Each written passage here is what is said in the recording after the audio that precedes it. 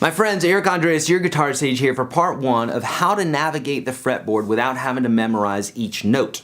Now, who is this for?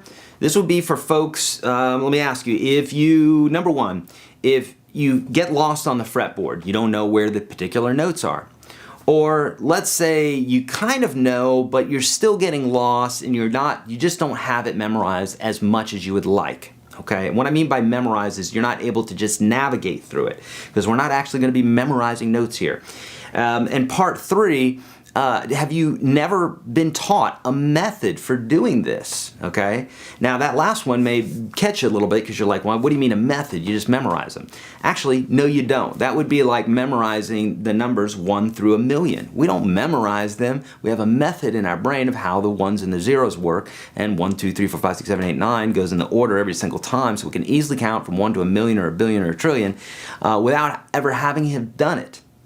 Pretty cool, right? Music can be done in this same way. And so today, what I'm going to do is I'm going to show you exactly how to do this in regards to notes, okay? So, what I want you to do right now is check out the screen here, and you're going to see what looks like a piano keyboard. So now, why am I doing this on the piano keyboard?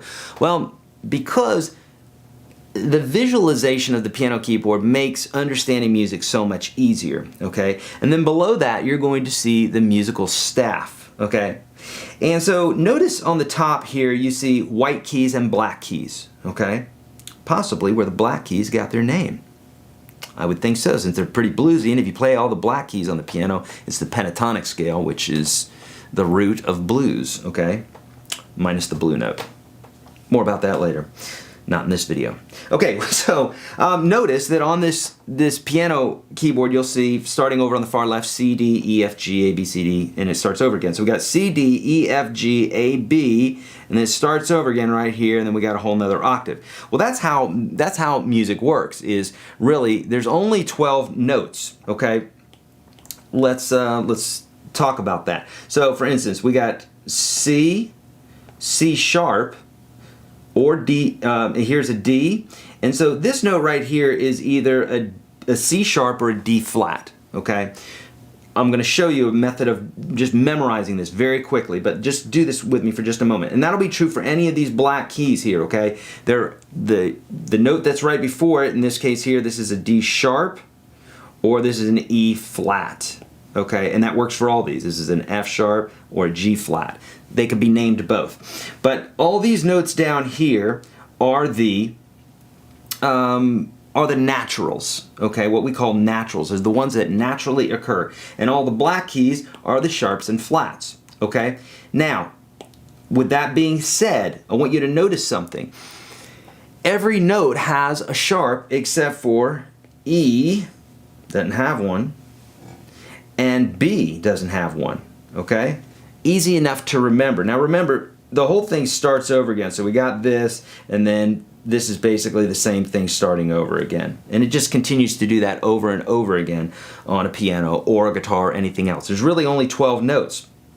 So if we were to count 1, 2, 3, 4, 5, 6, 7, 8, 9, 10, 11, 12, then it starts over again at C, okay? So with all that being said, we've got 12 notes, but really, we only have to remember the musical alphabet, which is A, B, C, D, E, F, G, and then that's it. So there's really 7 notes there, okay? And just remember B and E, so here's B, doesn't have a sharp, and E doesn't have a sharp. That's the only thing that you have to remember from this video. I'm going to show you 2 other bits here in a minute that are going to blow your mind. And what's going to happen is these are going to stack on top of each other. You take this information, by the way, this is true for any musical instrument. If you take this information and we're going to stack on what we do in 2 and 3, you're going to understand how to navigate the fretboard super easily without actually memorizing it. No one memorizes the fretboard. They just don't do that. It seems like it's memorized, but in actuality, these are the methods that guitar players use, and when they get really super quick at it, it will appear as if it's memorized. I guess someone could say it's memorized, but it's not the memorization like you and I think about when we're talking about rote memorization, which is just, I pledge allegiance to the flag, I pledge allegiance to the flag, I pledge allegiance. You do it so many times that it just wears into your brain. Not that, okay?